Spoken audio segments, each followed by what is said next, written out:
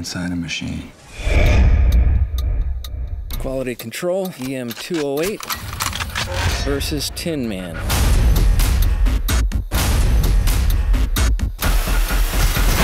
Wow. What's going on, folks? This is your boy BlogXilla, and I'm sitting here next to Robocop, his motorcycle. We're at the SLS Hotel. I'm about to go inside and interview the whole cast of this movie. You're in for a wild ride. Check it out now.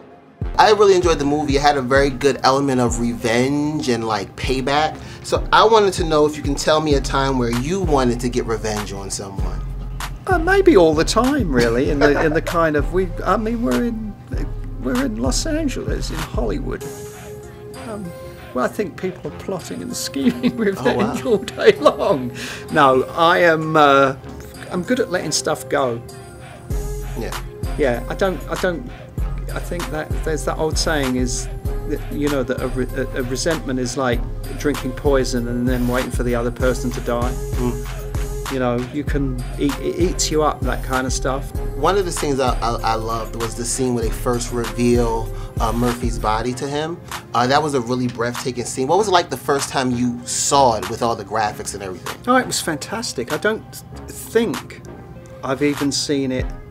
I've only seen a rough cut. And the graphics were almost there, but not quite. So I've yet to see the whole thing completely realized. But it is pretty spectacular when you see him when you see him in that state. Yeah. But on the day we just used,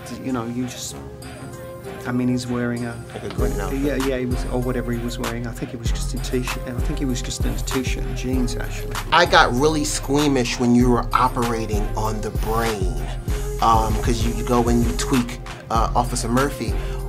Do you get squeamish at all over anything? Because that part was like, I would have gone. No, in fact, oddly, that was my idea. That scene, because I said that we never really see him. We never show him as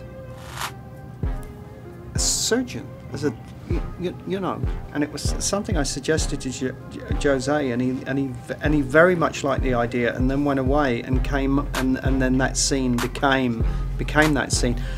No, I'm not. I used to work in a hospital. Okay. In an operating theater as a porter. People took shots with Michael Jackson. People drove RVs around castles. Like, you must have done some amazing things. What's the coolest thing you've done? I think I did a short 8-minute film with Tony Scott for BMW called Beat the Devil. And I am the devil, and James Brown comes back to renegotiate his contract. And it's fantastic. And it's a 8-minute film that is just knockout. And working with James Brown, who I used to listen to. I used to like soul and all the funk and all that stuff when I was growing up. So to work with James Brown, that was cool. Yeah. Did Michael Keaton give you any advice about the costume? I know he said his back still hurts from the Batman costume. Yeah, he did not give me any advice. Nah, but when I've had a lot of different jobs before I became an actor. I worked in construction and in factories and restaurants, and I know how it is to have a real job. So when I want to complain, or when I'm feeling low, like I remind myself on how fortunate I am to get to do this for a living. But there were times when the suit was just killing my shoulders, and it was just so sweaty, and then so I'd complain a little bit. And if Michael was around, he'd be like, "Shut up, you little bitch! Like you have no idea how lucky you are. Like they had to glue my suit on." I Love You on the Killing. But what is it about that show that it just won't die? I think it's been canceled and it keeps coming back. And I'm like, yeah, they came back, and then it came back again. So I'm really excited about it. Yeah. But what is it about that show that it just won't die? It's the real zombie show on AMC. It really is. But now it's on Netflix. So I mean, I think the show had a really slow pace, and it, some viewers, couldn't deal with that, but at the same time, I think that the people that like the show, they really like the show. So it had like a strong, the fan base of the show was really passionate. And I think that's why it's been coming back. And also that the storylines have been really convincing when they've, you know, pitched the continuation of it after it's been canceled. So I'm feeling really good about, you know, being able to bring a conclusion to the story of Holden and Lyndon for all the, you know, viewers that stuck with us for 3 seasons. Now, Robocop, it's getting ready to come out. What do you expect fans to take away from this film?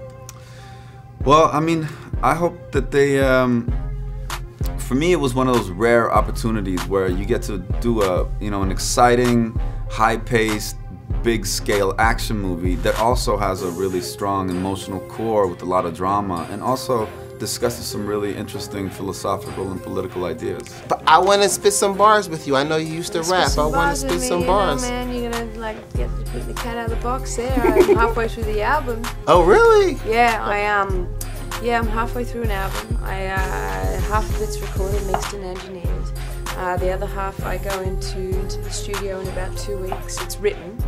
I just need to finish the vocal side of it and bring in a few session musicians, and then it'll be done. Oh, cool. I can't wait to hear it. Yeah, I hope you like it. I mean, I'm sort of made the album that I want to make. I have, you know, and I've done it all independently for a reason, and then later on I'll bring people on board. But I just really wanted to make, it's a solo album, but it's a collaborative solo album. But I really wanted to make the album that I wanted to make. Robocop, I enjoyed the movie. Yeah.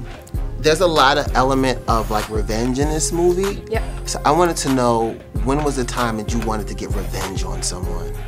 I mean, I get really angered, I get really frustrated and angry when I watch like animal rights documentaries and things. Like when I watched The Cove, I was so disturbed by that, you know, and there's, you know, you can't just point fingers at one person, you know. I mean, sometimes these are whole group efforts and stuff, but I just get really frustrated about that, and I get really upset about that, and it's not, I don't even know if revenge is the right word, because I don't think I'm like a revenge person, but I just get so frustrated that as human beings we can inflict such pain and suffering on other sentient beings. It breaks my heart, because there's ways that we don't have to do that.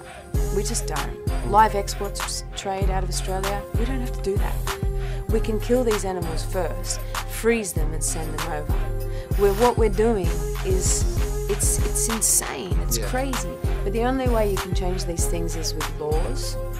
So unless we get laws changed, nothing will change. I mean, look at the fact in Los Angeles alone how many kill shelters there are, where animals have 3 days to live before they're killed. What do you tweet about? I tweet about dots. Frankenstein, he's one of the most beloved characters. He's a monster, but everyone loves Frankenstein. Little kids dress up as him as Halloween. Very subdued, very quiet, very reverential to being, he's a huge fan of comedy, and he's a huge fan of the original Anchorman, and he just kept saying,